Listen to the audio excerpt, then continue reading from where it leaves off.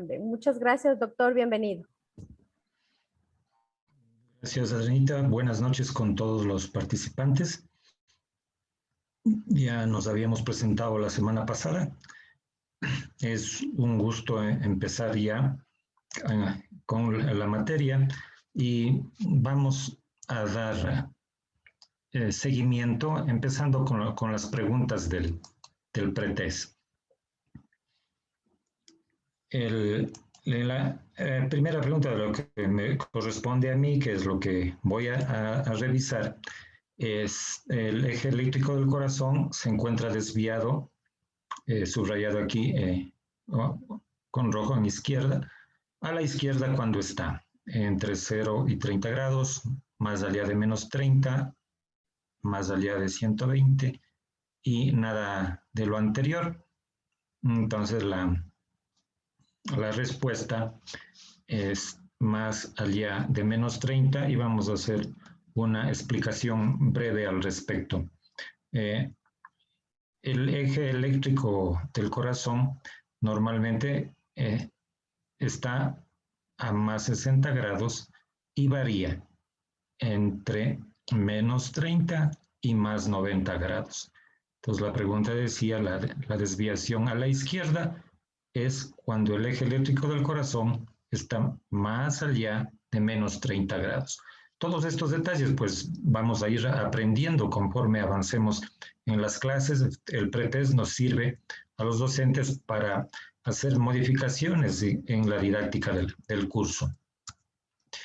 La siguiente pregunta es si el intervalo PR menor de 120 milisegundos sugiere, habían opciones, bloqueo AB de primer grado, preexcitación, repolarización precoz o vía de conducción normales. Entonces hemos de saber que el intervalo PR normal, que va desde el inicio de la onda P hasta el inicio del complejo QRS, mide entre 0,12 y 0,20 segundos. Entonces, la pregunta era, ¿no es cierto?, cuando es menor de 120 milisegundos. El bloqueo AB de primer grado, más bien es cuando es mayor de 120. La preexcitación, esta es la respuesta correcta. Es la preexcitación es menor a 120. La repolarización precoz, más bien son cambios luego del complejo QRS. Y vías de conducción, en este caso, no son normales, ¿no?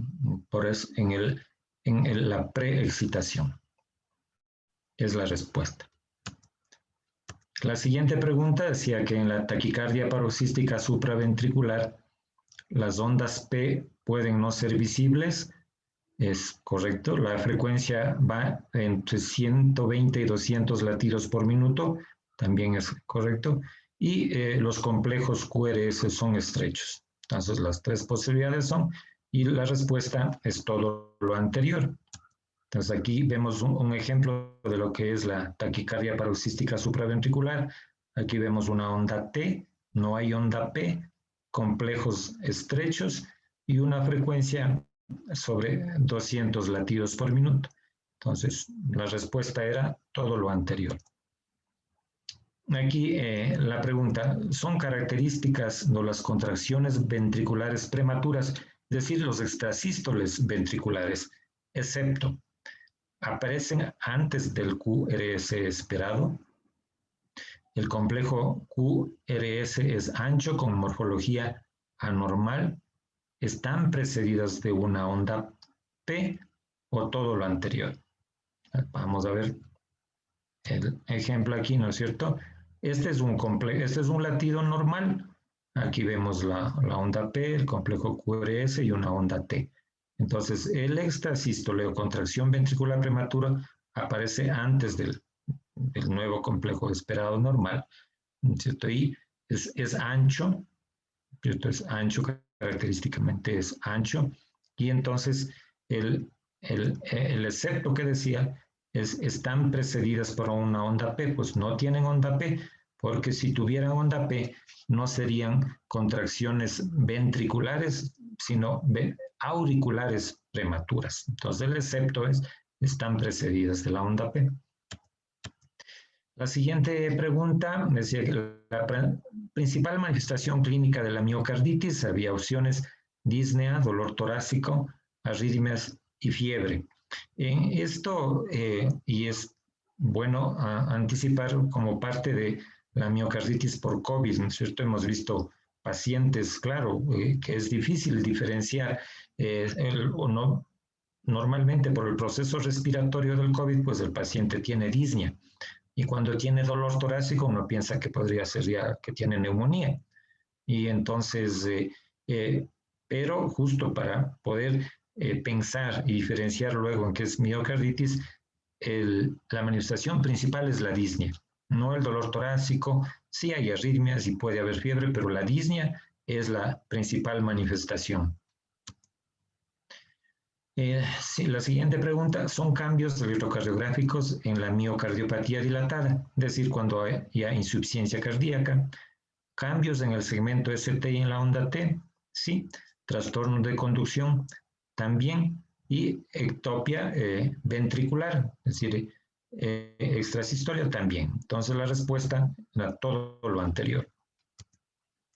La siguiente, la miocardiopatía de Kato-Tsubo, el excepto es la pregunta, ¿no? ¿Se produce durante o después de una gran descarga adrenérgica? Esta es una característica, ¿no? En situaciones de estrés físico o emocional. Se presenta con dolor retroesternal agudo, simulando un síndrome coronario agudo, con disnea o ambos, es decir, disnea y dolor torácico, así puede ser. Y no existen signos electrocardiográficos de infarto agudo del miocardio. Ese es el excepto, porque pueden verse signos característicos del infarto agudo del miocardio, y ahí es lo que hay que diferenciar, ¿no?, de la miocardiopatía, que es una miocardiopatía aguda. Entonces el excepto, no existen signos. En la siguiente pregunta decía: ¿el bloqueo de rama derecha no enmascara los cambios eléctricos asociados al infarto agudo del miocardio? ¿Verdadero o falso? Es decir, aquí, bueno, el que enmascara es el bloqueo de rama izquierda, ¿no? Entonces el bloqueo de rama derecha no enmascara los cambios eléctricos. La respuesta es, en este caso, entonces, verdadero. La siguiente dice: los pacientes con síndrome coronario agudo sin elevación del ST en electrocardiograma y sin biomarcadores positivos que sugieran daño miocárdico ¿qué tienen? Angina estable, pues no estable, no es estable, porque la angina estable es un dolor no agudo, es el mismo dolor en las mismas circunstancias y crónico. Entonces, están con una angina inestable y ya veremos. Tendrán un infarto agudo de miocardio sin elevación del ST. Dice, claro, no tiene elevación del ST, pero sin biomarcadores. En el infarto deben haber biomarcadores positivos. Y obviamente, aquí infarto agudo con elevación del ST no es porque estamos diciendo que sin elevación del ST. Entonces la respuesta es angina inestable. Todos estos detalles hemos de aclarar en las clases correspondientes de isquemia. Y la angina inestable en el electrocardiograma puede mostrar depresión del segmento ST o inversión de la onda T. Sí, esta es la característica, ¿no? Entonces la respuesta es verdadera. En las respuestas que hemos tenido, pues, como les dije, nos sirven para hacer hincapié en las cosas que no han estado claras. Vamos ahora a entrar en la clase ya de lo que es el electrocardiograma normal, ¿no? Como ustedes conocen, el análisis, diagnóstico y tratamiento clínicos dependen, en primer lugar, de una anamnesis adecuada, de un examen físico dirigido a la patología y del apoyo de exámenes que deben ser solicitados en forma razonada y oportuna. El electrocardiograma entonces se vuelve muy útil en situaciones de emergencia para la evaluación del estado general del paciente, para un chequeo prequirúrgico, e incluso para un entrenamiento deportivo, y cuando hay descompensaciones agudas de enfermedades crónicas que tienen muchas de ellas repercusiones cardíacas. Es necesario pues conocer el rango de normalidad, ¿no es cierto? Sí, no todos tenemos a disposición pues los aparatos que ya nos dan un informe, ¿cierto? Pero siempre, a pesar de que tuviéramos esto, es necesario pues aprender a leer e interpretar el electrocardiograma. Entonces debe siempre ser evaluado como un todo, ¿no es cierto? Las derivaciones deben ser analizadas en su conjunto y los resultados relacionarse con la clínica del paciente. Siempre hay que saber los antecedentes, por qué se pidió el electrocardiograma, si le hicieron o no ya pruebas para descartar un infarto, ¿cierto? Para poder establecer un diagnóstico. Entonces, viéndole así, pues hay varias cosas que aquí faltan en el electrosoro. Entonces, siempre es bueno recordar, ya se verán el día miércoles con el ingeniero Santiago, pues las derivaciones una a una, cómo se grafican, cómo se ponen los electrodos, etcétera. Pero siempre recordar que debemos, para poder analizar el electro, tener derivaciones de 1, E2, D3, ABR, ABL, ABF, B1, E2, B3, B4, B5, B6. Entonces, este es el electrocardiograma de 12 derivaciones que leemos pues, en los textos que debemos tener para poder valorar adecuadamente al paciente. Empezaremos revisando el origen, ¿no?, de las ondas y segmentos del electro. Entonces, digamos que en general, las ondas son las deflexiones positivas o negativas que puede haber y los segmentos son, o intervalos son los espacios que usualmente están en una línea que llamamos isoeléctrica, o más arriba o más abajo de ella. Entonces, para recordar, el sistema eléctrico del corazón se localiza en el endocardio, ¿no? La despolarización avanza entonces del endocardio al miocardio y desde las aurículas hasta los ventrículos, generando las fuerzas eléctricas que son registradas por los electrodos y graficadas como las ondas que hemos dicho en determinado voltaje. Solamente para recordar, ¿no es cierto? El estímulo eléctrico empieza en el nódulo sinusal, de ahí tenemos vías preferenciales que llegan hacia el nodo auriculoventricular. De aquí sale el haz de His, que se divide en una rama derecha y en una rama izquierda, y que terminan estas en las fibras de Purkinje. Vamos a ver ahora cómo se origina la onda P, que es la primera onda de electrón, ¿cierto? Entonces hemos dicho que cuando el impulso empieza en el nódulo sinusal, se produce un vector de despolarización que va entonces de arriba hacia abajo, de atrás hacia adelante y de derecha a izquierda. Entonces hay un vector de despolarización de la aurícula derecha, un vector de la aurícula izquierda y el vector resultante sería, ¿no?, el intermedio entre los dos.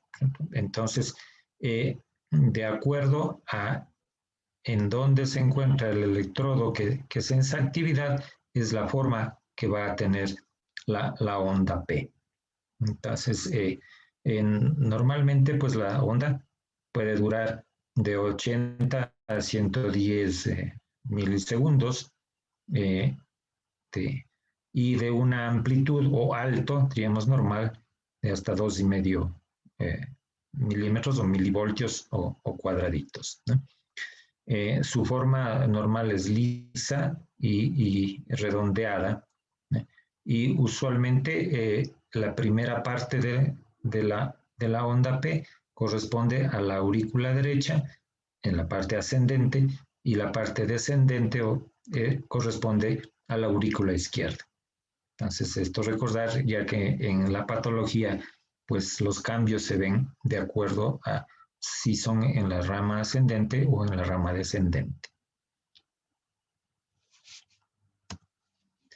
Desde aquí la onda P, como un ejemplo nada más, ¿no es cierto? Como usualmente es positiva, esta es una onda P positiva, es decir, sobre la línea eléctrica, positiva en D1, positiva en D2, en D3 y en ABR.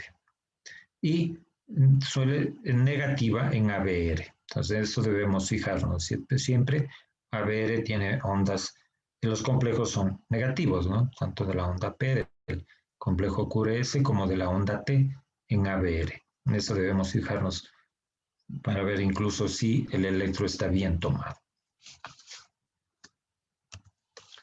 Luego tenemos el segmento y el intervalo. Entonces hemos dicho que el segmento PR se inicia al final de la onda P hasta el inicio del complejo QRS, sea que tenga onda Q o no tenga onda Q. Aquí está graficado con onda Q. Y el intervalo, en cambio, es la sumatoria de la onda P con el segmento PR. Se inicia al inicio de la onda P y termina al inicio del complejo QRS. Esto nos está representando acá cómo es que se produce, ¿no es cierto? Hemos dicho que el estímulo empieza en el nódulo sinusal, va por vías preferenciales hasta el nodo aurículo-ventricular y de aquí pasa al haz de His y luego a sus ramas. Entonces, la onda P, como hemos anticipado, producto de la despolarización de las aurículas, ¿no? Y el segmento PR es este tiempo que se demora el impulso en llegar desde el nodo AB hasta las fibras de Purkinje, ¿no? Esto es el tiempo, es decir, el segmento es un tiempo, ¿no? Que se demora, y el intervalo también es un tiempo, el tiempo que transcurre. Intervalo sería desde el nódulo sinusal, pasando por el nodo AB, el haz de His y las ramas hasta las fibras de Purkinje. Y el segmento es aquí, después del nódulo sinusal, el haz de His y a las ramas, el tiempo que se demora en pasar el estímulo. Seguimos con el complejo QRS, ¿cierto? Entonces, la despolarización de los ventrículos empieza por el tabique, que se despolariza el tabique primero por la rama izquierda, es decir, del lado izquierdo va hacia el lado derecho. Entonces, por lo tanto, puede graficarse una onda Q, o sea, dependiendo de dónde esté el electrodo colocado, ¿cierto?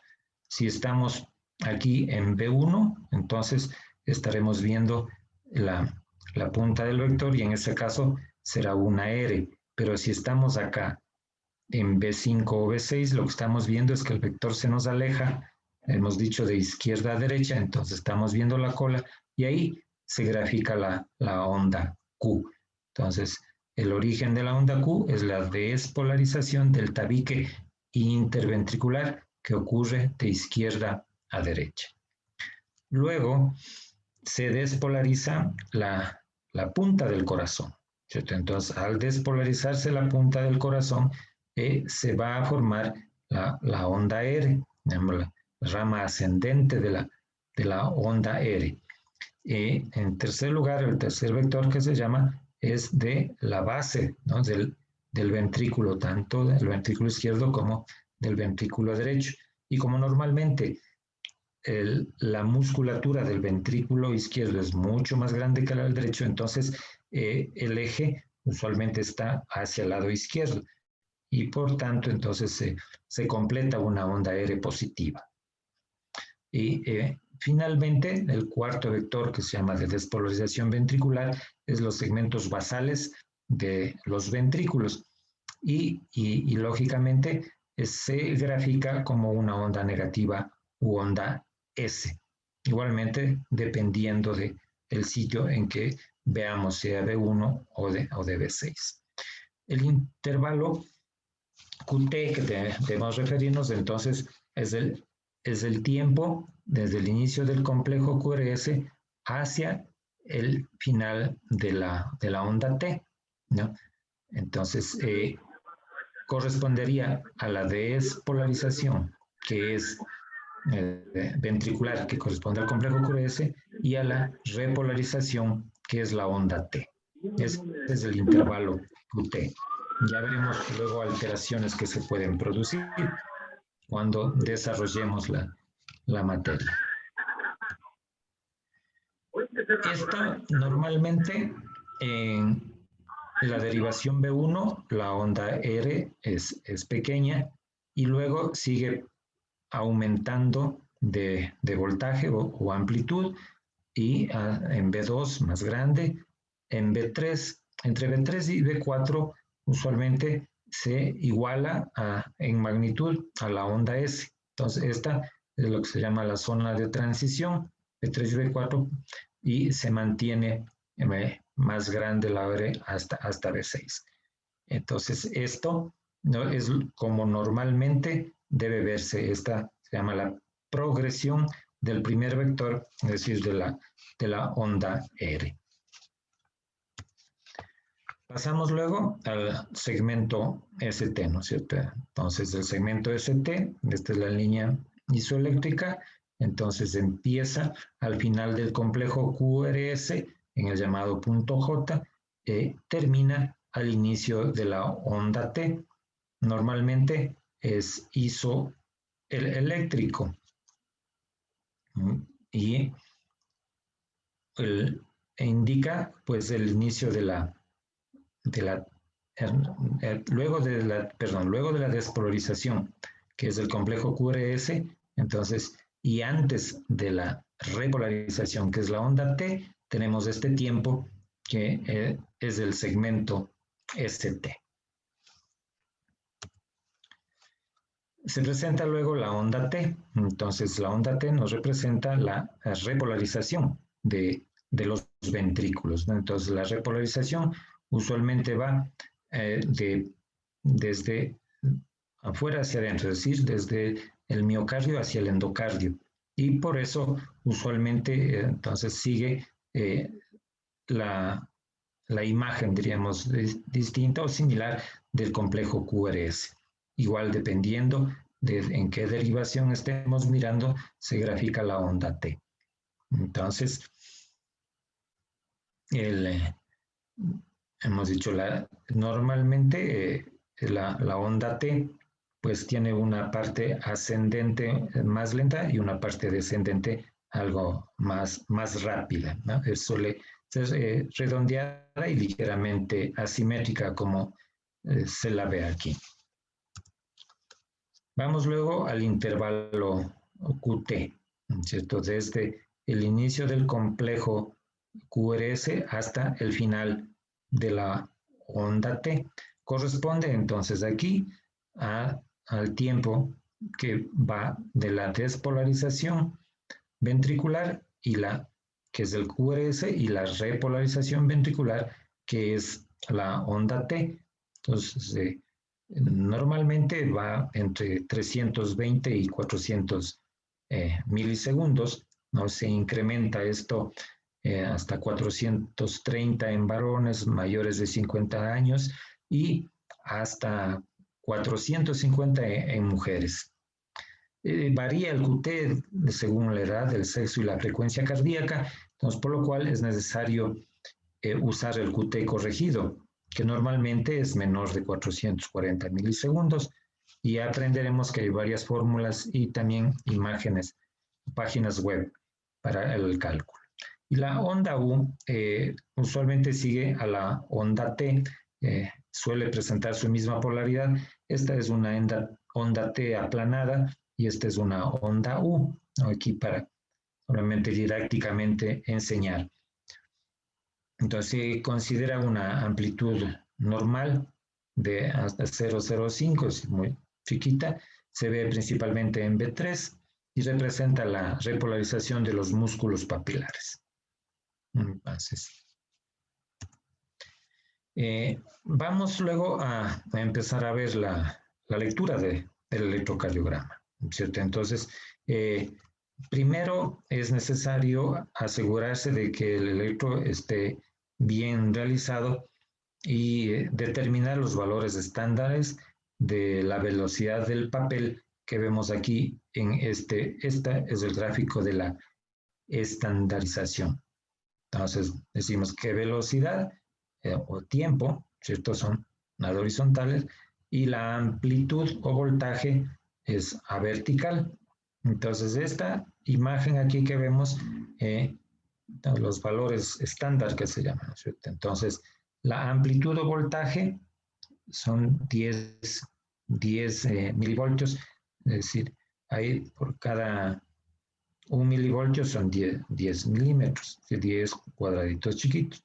Y en el tiempo o velocidad, entonces estamos aquí a 25 milímetros por segundo. Entonces ya explicaremos luego esto, cómo se representa de milisegundos, ¿no?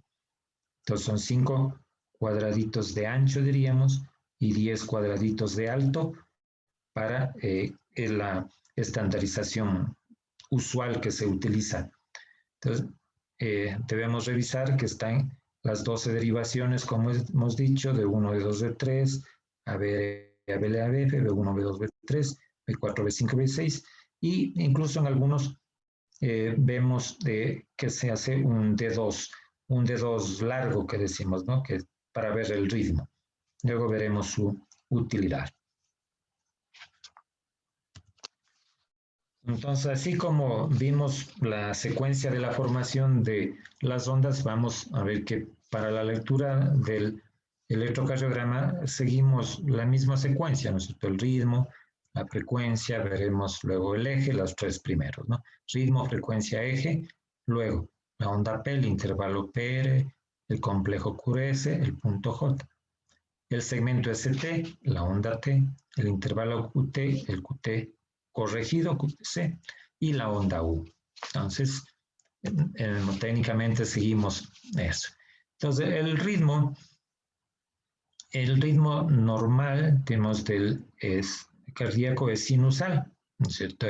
Entonces, primero tenemos que dar una mirada. Esto aquí, en este caso también podemos utilizar no solo D2, sino también B1 para ver, esta tira nos sirve para el ritmo, ¿cierto?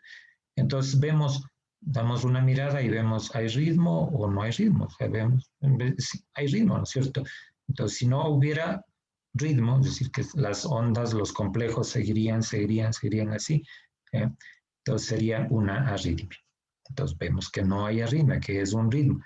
Entonces luego tenemos que ver los intervalos, ¿no es cierto? De una R a otra R, de una R a otra R, eso nos sirve para ver. Luego veremos cómo se ve la frecuencia cardíaca, ¿no es cierto? Y hay que recordar, sí, que las variaciones que pueden haber con inspiración o expiración también se llama arritmia respiratoria. Cuando hubieran cíclicamente, vemos que se disminuyen los espacios, es decir, aumenta la frecuencia y luego se normaliza. Entonces eso hay que tener cuidado, solicitar al paciente que respire lo más normal que pueda, ¿no? En cuanto a la frecuencia cardíaca, entonces, normalmente, ustedes saben, varía entre 60 y 100 latidos por minuto, ¿no es cierto? Los términos bradicardia son los valores a partir de menos 60 y taquicardia a más de 100. Entonces, siempre hay que recordar, ¿no es cierto?, que las bradicardias pueden ser normales en personas que tengan un buen estado físico o pueden representar enfermedad del nódulo sinusal, un infarto de miocardio, hipotiroidismo, hipotermia, incluso es un signo de hipertensión intracraneal, la bradicardia con hipertensión, ¿no? Y el uso de medicamentos, siempre debemos saber si el paciente está tomando o no beta bloqueadores o digoxina. Y también en emergencia pues, siempre vemos a los pacientes con intoxicación por organofosforados que ya con bradicardia y diarrea. Entre las causas, en cambio, de taquicardias, decimos sinusal acelerada con taquicardia, está primero el dolor, ¿no? El paciente con dolor puede presentar taquicardia, tenga miedo, ansiedad, ¿no? Que esté realizando un ejercicio con sobreesfuerzo, ¿no? Incluso igual si hay hipovolemia o infarto de miocardio, o sea, varias, la falta de forma física, en la anemia, cuando hay taquicardia, ¿no? Entonces, y medicamentos que pueden dar. Ahora con los problemas respiratorios, si usan ustedes salbutamol para nebulizaciones, eso da taquicardia. Acordarse también que en emergencia, cuando usamos atropina para la intoxicación por fosforados, luego se nos da de la bradicardia, se nos pasa a la taquicardia. Ya veremos en la siguiente clase cómo calcular el ritmo, cómo calcular la frecuencia. Luego pasamos al eje, el eje eléctrico del corazón.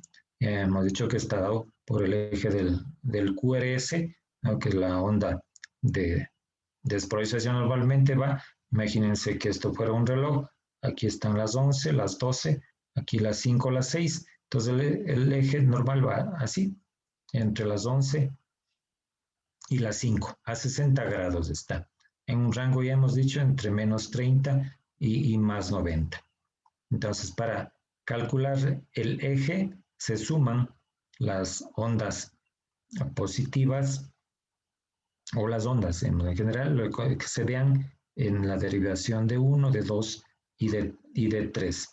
Entonces, sabemos cuando el electrodo que mide ve la punta de la onda de despolarización o del vector de despolarización, entonces se grafica una deflexión positiva. Si el electrodo en cambio ve la cola, se grafica una deflexión negativa. Y si el electrodo está en una posición tal que primero ve la punta y luego ve la cola, entonces primero se grafica lo positivo al ver la punta positiva y luego se grafica lo negativo al ver la cola negativa, ¿no? Entonces, eso debemos recordar para luego aprenderemos a cómo calcular el eje. En cuanto a la onda P, como ya hemos dicho, es cierto que hemos presentado como en tiempo puede ir 0 a 10 segundos, es decir, de 2 cuadraditos o un poquito más hasta 0,14 en algunos casos, que podría ya ser en extremo. En cuanto al tiempo, en cuanto al voltaje o amplitud, normal, 2,5 cuadraditos, ¿no? Cuando es muy pequeña, que es una onda P plana, se le dice, entonces cuando tenga 0,5, es decir, solo un medio cuadradito. Y es una P grande, más de 2,5, cuando esa se llama P pulmonar, cuando es una P bien grande, ¿no? En cuanto a la forma, pues alta redondeada, alta o puntiaguda, pequeña redondeada, y esta ancha con unas 2 mesetas, que es dentada, que se llama la P mitral. Y también puede verse una P bifásica, es decir, una primera parte positiva y una segunda parte negativa. Recordemos, hemos dicho que la primera parte corresponde a la aurícula derecha y la segunda a la aurícula izquierda. Entonces, cuando en la derivación B1 vemos esta imagen más negativa que positiva y más profunda, entonces esto nos indica que hay crecimiento de la aurícula izquierda. Seguimos luego con el intervalo PR, ¿no es cierto? Hemos dicho, ¿no es cierto?, que el intervalo va desde el inicio de la onda P hasta el inicio del complejo. Entonces, normalmente mide de 120 a 200 milisegundos. Entonces, un intervalo corto que es menor de 120 sugiere pues la preexcitación, que era la pregunta, ¿no? Y en cambio, un intervalo largo que es mayor de 200 milisegundos, esto es el bloqueo AB de primer grado, ¿cierto? Entonces, esto era para recordar cómo son los cambios del intervalo PR. Pasamos luego al complejo QRS, ¿no es cierto? Entonces puede haber esta pequeña onda Q, que podemos ver que recordemos que es la onda septal que hemos dicho, ¿no? En D2 usualmente, y también vamos a verla B5, B6, algo más grande, aunque aquí se ve en B4, B3, también ondas B4, B5 y B6, ¿no? Ondas Q pequeñas. Entonces, pero que son muy estrechas y poco profundas. Entonces, podrían pasarse como normales. Siempre hemos de conocer los antecedentes del paciente. Entonces, aquí en B1 vemos, como hemos dicho, que la R es pequeña, ¿no? Recordemos la R de B1 va creciendo, B2, B3, miren cómo sigue, y sigue grande B3, B4, entonces la transición estaría aquí entre B3 y B4. Y entonces, por lo general, el punto de transición, hemos dicho, no está entre B3 y B4. Entonces, hay lo que se denomina el primer vector, es decir, la onda R puede no aparecer o ser muy pequeñita, que hay una onda R muy pequeña en B1 y que sigue casi no viéndose, recién en B3 aparece pequeñita y sigue siendo pequeña. Esto se llama la falta de progresión del primer vector, ¿no? Y usualmente ocurre en los pacientes enfermos pulmonares crónicos y puede ser un signo también de un infarto de miocardio previo. Y en cambio, si el complejo QRS es más ancho, como se ve aquí, son complejos QRS anchos, entonces más de 120 milisegundos, entonces significa que los ventrículos se han despolarizado a partir de un foco ventricular o existen otras anomalías de la conducción como son los bloqueos de rama que luego aprenderemos a distinguir. Pasamos luego al segmento ST. Entonces, desde el inicio, desde el punto J, ¿no? Cuando este punto J se encuentra no en la línea isoeléctrica, sino hacia arriba, ese se denomina onda de Osborn y representa pues la hipotermia o la fase temprana de repolarización, ¿no? Entonces aquí es donde se ven los cambios de repolarización temprana. Usualmente el segmento ST es isoeléctrico, ¿no? Al mismo nivel que la línea basal. Entonces está y termina al inicio de la onda T. Entonces puede estar elevado, bueno, este es un esquema nada más, ¿cierto? Elevado en el infarto o deprimido también que puede verse en la isquemia, ¿cierto? Luego veremos cómo, cuando estudiamos isquemias, cómo es isquemia, lesión y necrosis, ¿no? Del segmento ST. La onda T, entonces siempre hay que recordar que la onda T se ve invertida en ABR y en B1, como normal. Y en el resto de las derivaciones pueden o están positivas. Entonces también cuando a veces está invertida en D3, hay que ver que no esté invertida en ABF. Entonces D3, la onda P y ABF, aquí en este caso están positivas, ¿no es cierto? Entonces también puede cambiar con la inspiración profunda. Entonces hay que tener cuidado, es el momento que realizamos el electro, solicitar al paciente que no suspire, porque un suspiro puede invertir la onda T. ¿Sí? Entonces luego nos podría hacer confundir. ¿No es cierto? La onda T también puede aplanarse, como se ve en este esquema acá. Entonces se denomina pues un aplanamiento inespecífico, ¿no? Que puede verse en un corazón clínicamente normal, no, usualmente no tiene significado, pero si el paciente tiene algún síntoma, pues habrá que pedir más pruebas. Las ondas T, estas invertidas, como hemos dicho en la isquemia, y las T's picudas o prominentes que son características de la hiperpotasemia. Entonces el intervalo QT, como hemos dicho, normal, ¿cierto? Vamos del inicio del complejo hasta el final de la onda T y varía de acuerdo a la frecuencia cardíaca, a la edad del paciente. Entonces, tenemos saber que normalmente es menor de 440 milisegundos o 0,44 segundos. Y cuando se le ve prolongado, como se ve en este esquema, ¿no es cierto? Aquí, entonces, la frecuencia como está bradicárdico y el QT corresponde o no a esa frecuencia. Por eso hay que realizar el cálculo del QT para ver si corresponde el tiempo a, que es el intervalo QT, con la frecuencia cardíaca. Y finalmente tenemos la onda U, que hemos dicho representa la despolarización de los músculos papilares y repolarización de ellos. Entonces, coincide con esta que es la fase de excitabilidad supranormal de la repolarización, luego de la repolarización, y es el origen aquí de los extrasístoles, ¿no?